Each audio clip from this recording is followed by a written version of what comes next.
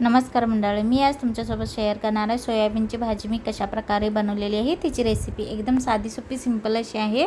तर त्यासाठी मी सोयाबीन घेतलेलं आहे आणि प्लेटमध्ये त्यानंतर इकडे मी बारीक कांदा चिरून घेतलेला आहे, टोमॅटो पण बारीक चिरून घेतलेला आहे, थोडीशी कोथिंबीर आणि लसूण पण बारीक चिरून घेतलेले आणि थोडीशी अद्रक लसूणचं पेस्ट पण साईडला ठेवलेलं आहे। त्यानंतर इकडे मी पाणी गरम होण्यासाठी ठेवलेलं गॅसवर आणि पाणी गरम झाल्यावर ते मी सोयाबीन घेतलेलं ते उकळी आल्यावर पाणी त्याच्यामध्ये मी सोयाबीन घालून घेतलेलं आहे आणि त्याला आता मी 2 मिनिटं असं शिजवून घेणार आहे आणि 2 मिनिटांनी मी असं त्याच्यातलं पाणी वेगळं करून सोयाबीन असं जाळीदार भांड्यामध्ये मी काढून घेतलेलं आहे। त्यानंतर इकडे मी गॅसवर कढई ठेवलेली आहे, कढईमध्ये तेल गरम होण्यासाठी ठेवलेलं, तेल गरम झाल्यावर त्याच्यामध्ये मी थोडंसं मोहरी जिऱ्याची फोडणी दिलेली आहे।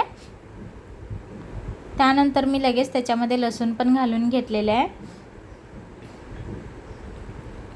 आणि इकडं मी बारीक कांदा जो चिरून घेतलेला आहे ते पण मी त्याच्यामध्ये घालून घेतलेला आहे। आता मी हे 2 मिनिटं मी चमच्याने मिक्स करून घेणार आहे, जरा लालसर होईपर्यंत मी तेलामध्ये भाजून घेणार आहे आणि त्याच्यामध्येच मी आता अद्रक लसूणची पण पेस्ट घालून घेणार आहे, छान टेस्टी लागते।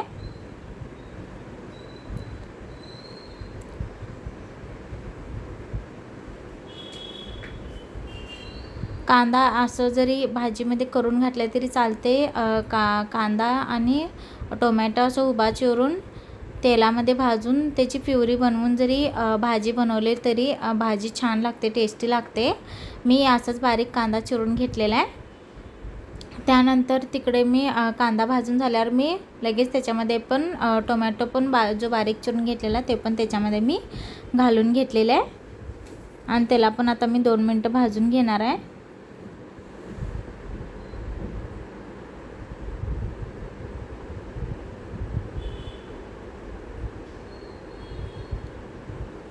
आणि आता त्याच्यामध्ये मी लाल तिखट थोडीशी घालून घेणार आहे आणि त्यानंतर त्याच्यामध्ये मी थोडंसं मीठ घालून घेणार आहे चवीनुसार आणि गरम मसाला थोडंसं घालून घेणार आहे आणि त्याला आता मी मिक्स करून घेणार आहे, मसाला सगळा एकत्र करून घेणार आहे।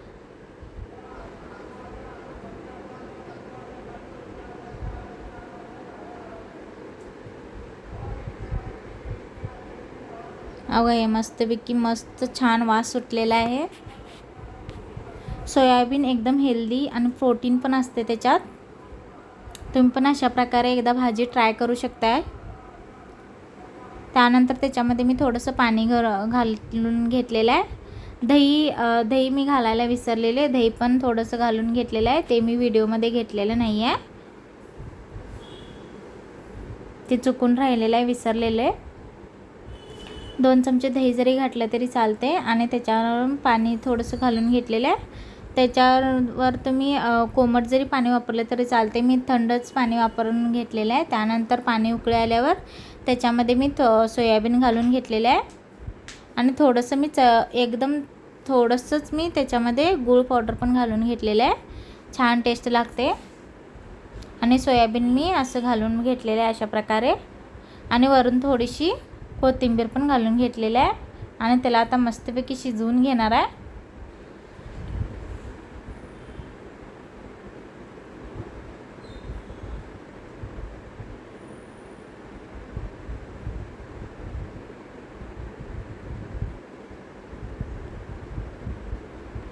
अजून थोडीशी मी वरून कोथिंबीर घालून घेतलेली आहे आणि जर हा व्हिडिओ आवडला असेल तर लाईक आणि सबस्क्राईब करायला विसरू नका। थँक्यू।